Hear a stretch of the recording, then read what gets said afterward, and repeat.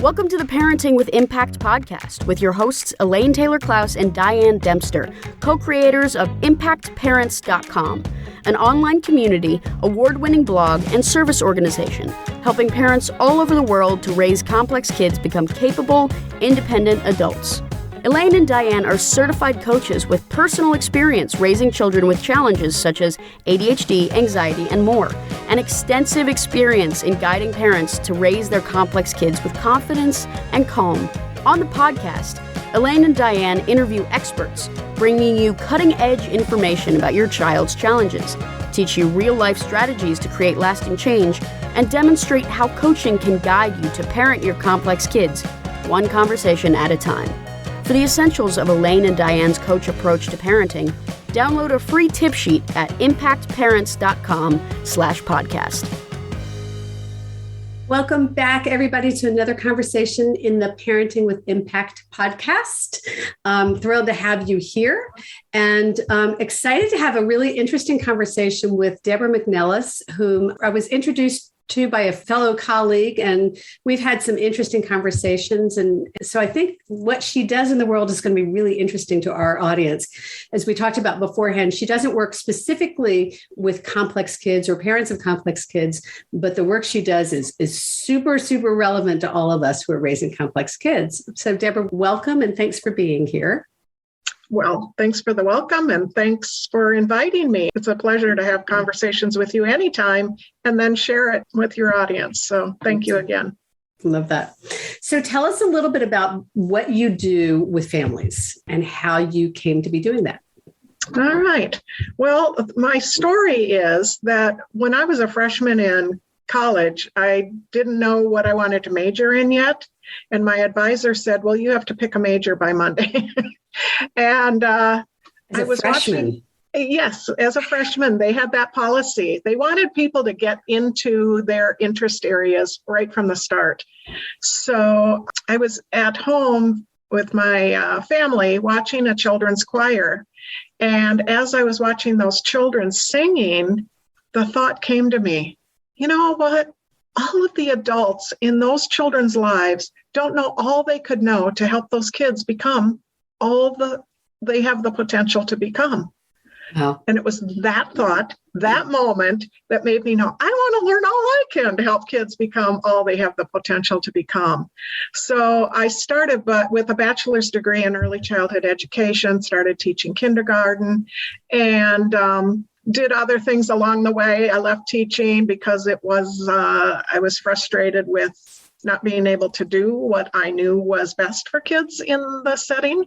So I started reaching out to parents and giving them support in how to be involved in their children's education, what they could do at home, and how they can support the teacher in their child's life. And then I coordinated a family literacy program for several years. I also started a community-based organization called Family Network in the community that I lived in.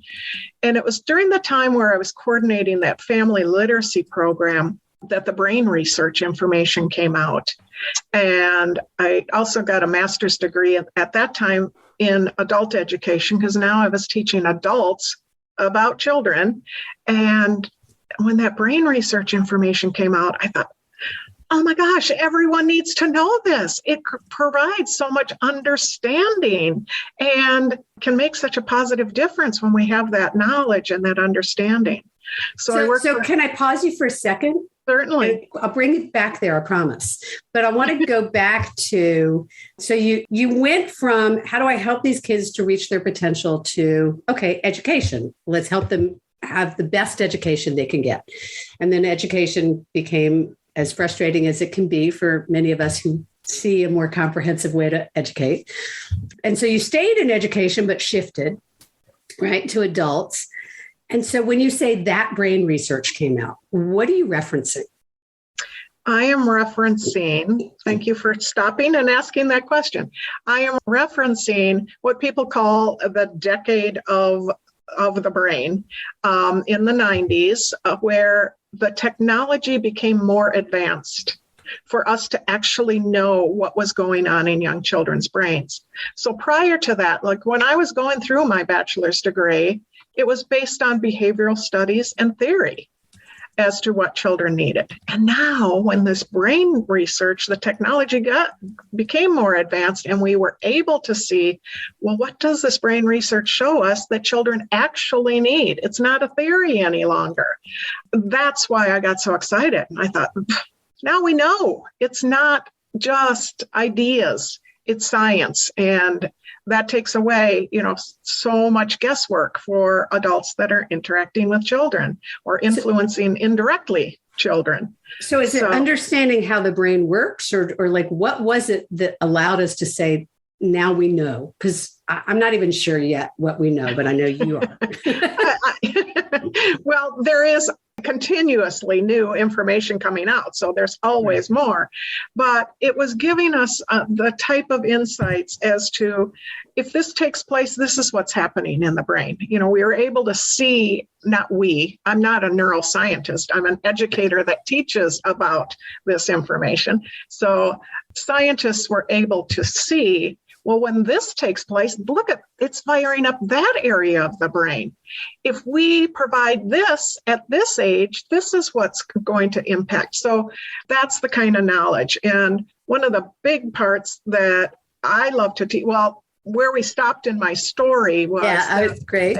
Then after learning this and gaining this excitement and enthusiasm, I had the opportunity to work for an advocacy agency.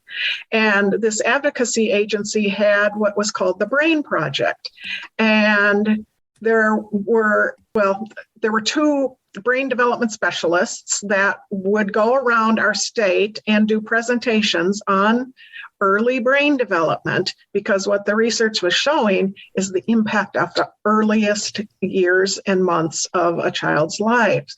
So we were going around the state doing these presentations to share this understanding. And it was based on the work of Dr. Bruce Perry, who some of your audience may be familiar with. A lot of his work is so primarily focused on the difference that relationships make and in buffering stress, trauma, abuse, neglect, those adverse childhood experiences. And that's what the basis of his work was. And he collaborated with this advocacy agency I was working with to develop these presentations that we were giving. So it's based on something he calls the neurosequential model. It's a model he created about the order in which the brain develops and what experiences are needed to develop each of those areas in the most healthy ways.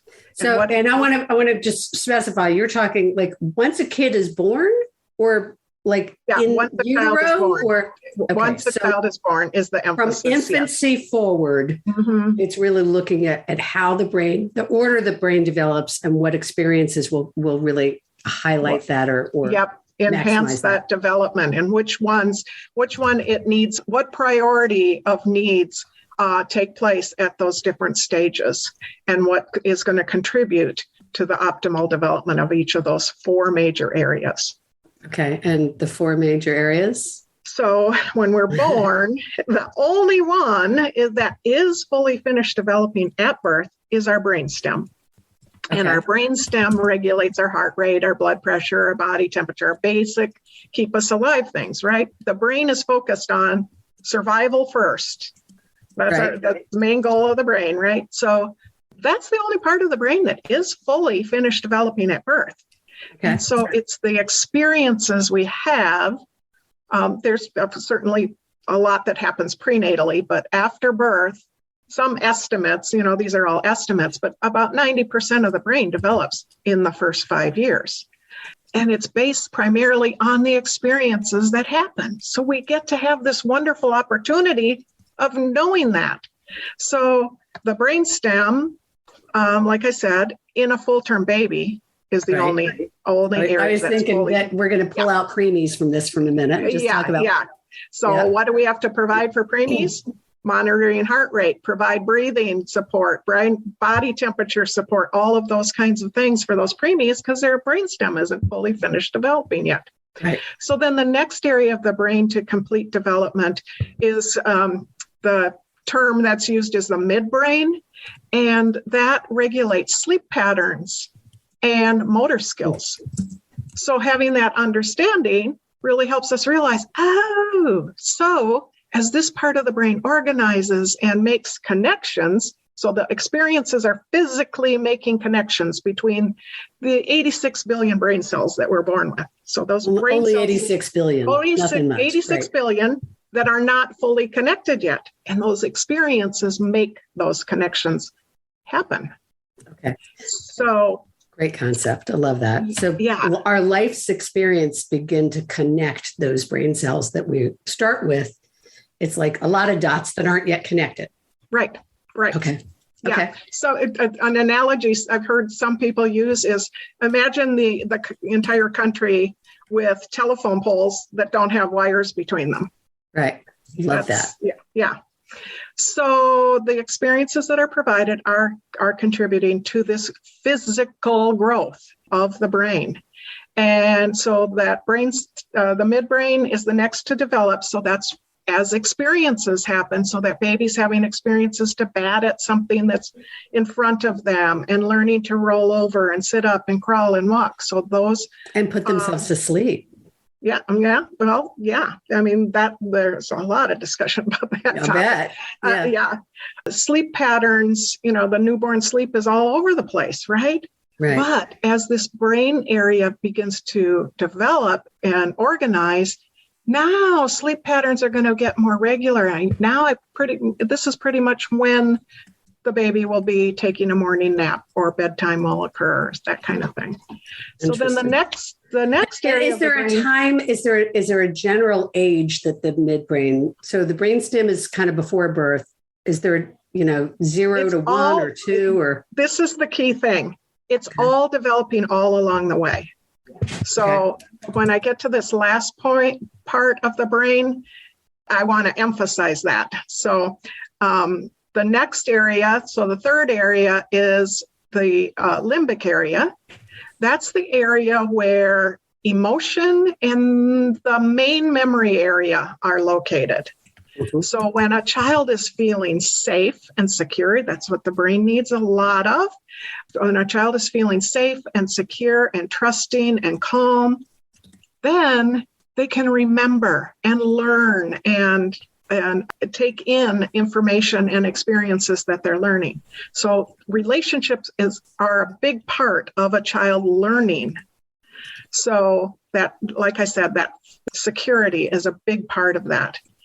And the last part of the brain to complete development is called the cortex, which is considered the thinking area of the brain.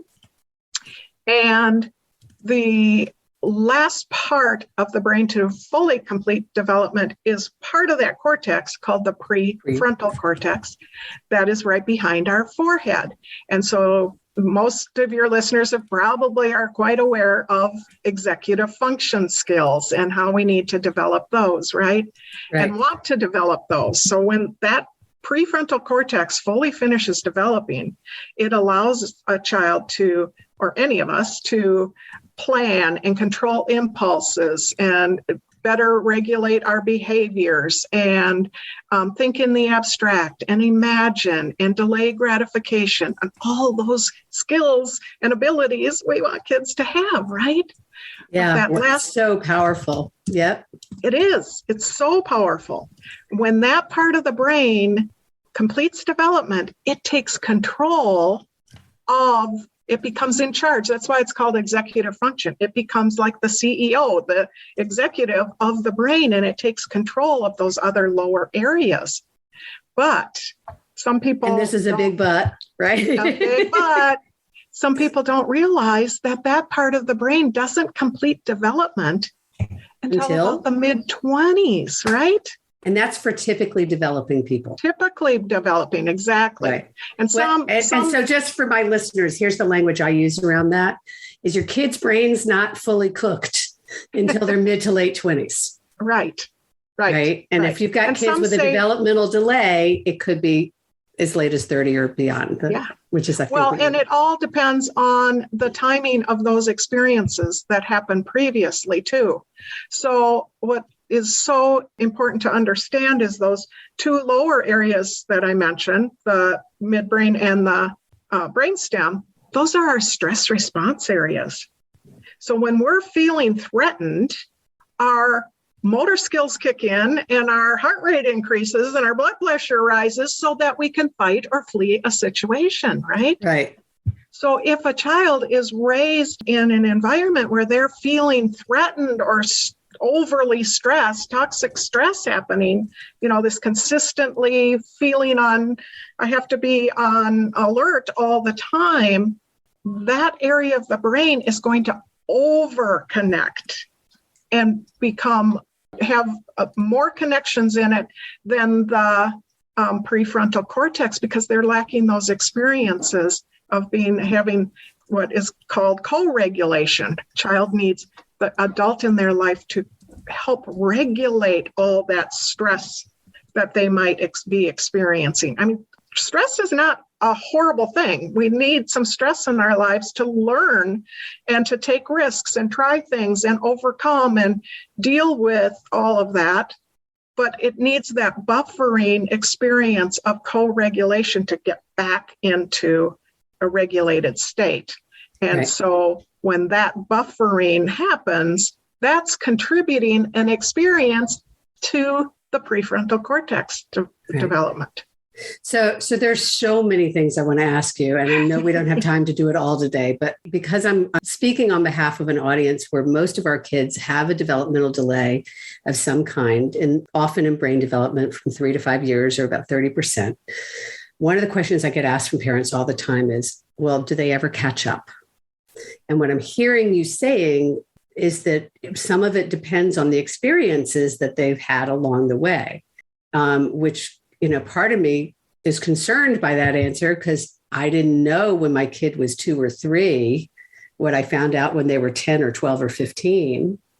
So do they catch up? And can you speak to that concern a little bit? It's an excellent question. And the first response is we can't have done what we didn't know before. So remove that. Remove that. No woulda, coulda, shouldas here, right? Exactly. Remove that. I can't tell you how many people in my audiences come up to me afterwards and say, I wish I would have known this when my kids were little. Me too. Yeah. So I'm the sure term that we use for that, and this might be helpful for you, is up until now. You can't do anything that's happened up until now. Here's where you are. You can do things differently forward. So that's okay. Right. Exactly. So the good news to share is that the brain is always changing, reorganizing, readapting. It's called plasticity. And the most rapid time for that plasticity, that change and adaptation to be happening is in those earliest years. That's why that's the emphasis.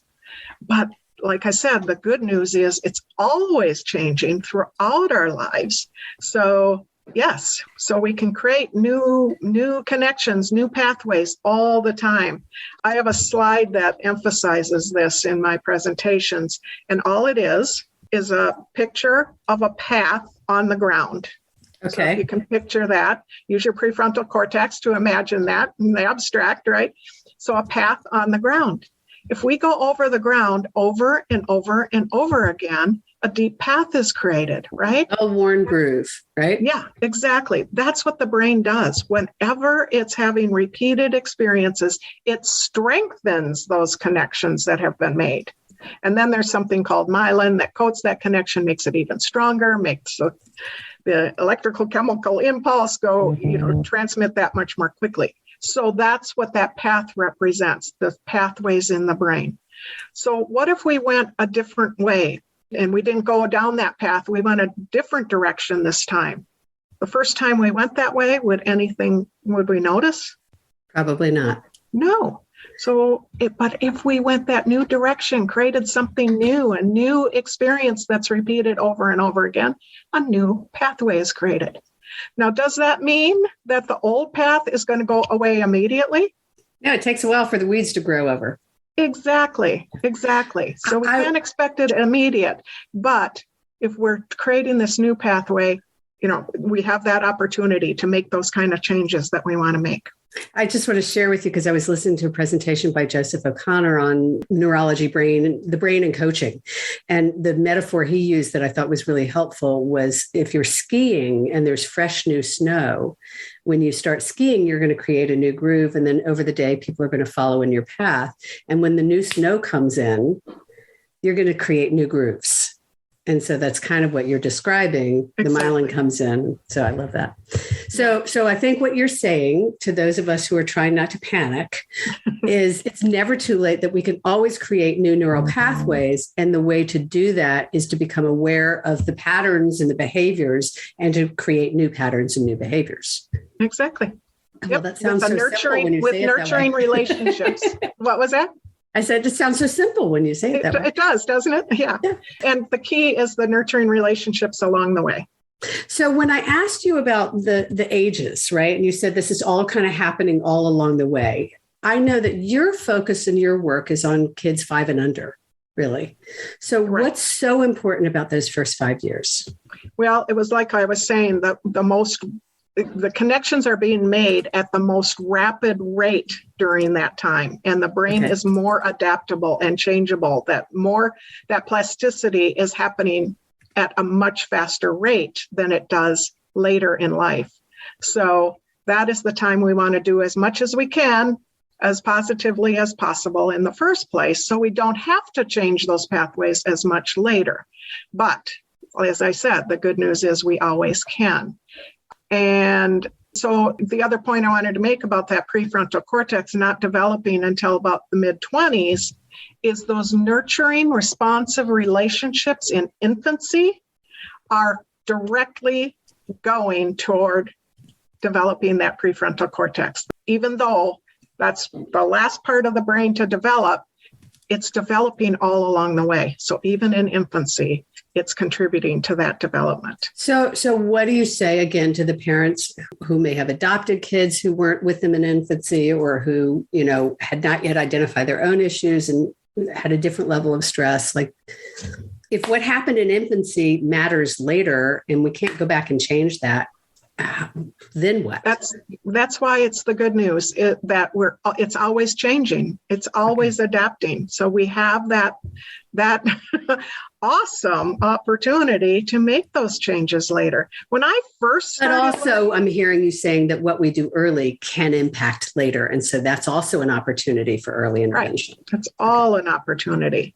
When I first started learning brain research, they were talking about what happens in those early months is pretty significantly making, what's the word? I'm trying to think. There was a sense that it was finite, that it was on or off. I was trying to remember the word that they actually used, but that's a good one. Yes. So, but now we know the truth is. And thankfully. The point I was going to make earlier about how rapidly it happens is they used to say that these connections were being made at a rate of about 800 per second. It's now 1 million per second, they know. Wow. Yeah. Wow. Yeah, that when you think in terms of 86 billion, 1 million per second doesn't seem so crazy, does it? No. Yeah. So believe it or not, remember I told you this was going to go super fast? Yes. We are like over time. So and that's okay, because we're going to take as long as we need. But I do want to take a pause and ask you to tell people how they can find out more about you. You've got amazing resources. You've shared with me some of your insight cards, and you've just got some beautiful materials for parents in the early stages of parenting. So how can people find out more from you? They can go to my website, which is Brain Insights. I give insights into the way that children's brains develop. So braininsightsonline.com. Okay. And I know that there's a wealth of resources there and information for parents. And is that just for parents of little kids, or is that for all ages? Yeah, parents and professionals. The resources are designed for birth through 5. Okay. So the presentations I do cover all ranges of of the brain of all ages. But yeah, especially for the professionals who are listening, it's an extraordinary resource for those of you who are working with families. No, I'm so thrilled to have you here. Any other links I'm going to ask you, and if there's something else you want us to put in the show notes, you'll have a chance to let us know, and we'll throw that in there if there's other resources. Awesome. I want that slide with the image of the path, if we can do that. Okay, so Deb, before we close, I want to just ask you, is there anything else you want to share that hasn't come up today, maybe that you want to reinforce, or that we haven't hit or gotten to, that you want to make sure you share with our community? There is a point that I like to make, and Great. I do a presentation called Focused Attention. It takes attention to create change. And the main point I emphasize at the end of that presentation is, let me say that the presentation is designed how we can use focused attention to create positive behaviors, positive self-perception in children. And my point at the end of it is we need to use positive focused attention on ourselves. Yes. Because what do we do at the end of the day? We say, I didn't get that done. I should have handled that differently. I didn't do that well. We do that, right? Yeah. We need to turn it around, focus our attention on all the positive things we do throughout the day. There's a million if you just start looking and focusing your attention. And our brain actually makes changes based on what we focus our attention on. I love that thing. I was just right before you and I talked, I was talking with a parent in our community, and I gave her the homework assignment of writing down 25 things that she wants for her family, because she was able to tell me, I don't want this and I don't want that. Mm-hmm. Right. And it was like, let's just shift it to the positive, and 25 things that you want for yourself, for your family, for your kids. I don't care if it's, I want to have dinner earlier, or I want that tire to stop squeaking, right? Whatever it is, just what do you want? Just that positive moving towards something can be so powerful for people. It really is. So beautiful. Thank you. Thank you. Thank you for that. All right. So you guys understand now why I wanted Deb on this show. And when we first started talking, she's like, I don't know, your audience is older people. I'm like, believe me, there's so much we have to learn from you. So thank you. Thank you for being here. My pleasure. One last question for you is, do you have a favorite quote or motto that you'd like to share with our community? Yes. I love to share what I call undefinable brilliance, that every brain, every child is uniquely and beautifully different.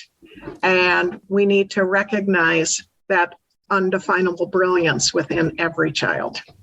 Oh, I love that. That may become the title. Would you be okay if that became the title of the show? I'd be fine. Maybe not. We'll see where it lands. Okay. All right. But I love it very much. And I think that that's so often is that parents come to us, they know that there's some brilliance here. They just don't know how to access it. How do I enhance it? How do I support it or empower it? So that's beautiful. Thank you. You're welcome. Deborah, thank you for what you're doing in the world. I love that as a young woman, you looked out and said, these kids are amazing. How do I help create an environment that makes that happen? And you've spent a life's work doing just that. It's a beautiful story. Thank you. Thank you. Yeah, that moment has driven my entire career, and I have not lost the passion that happened in that moment. That is amazing. I have another podcast to refer you to of somebody whose everything is about what's that pivot point moment. So I'll see if I can remember who it is. Oh, thank you.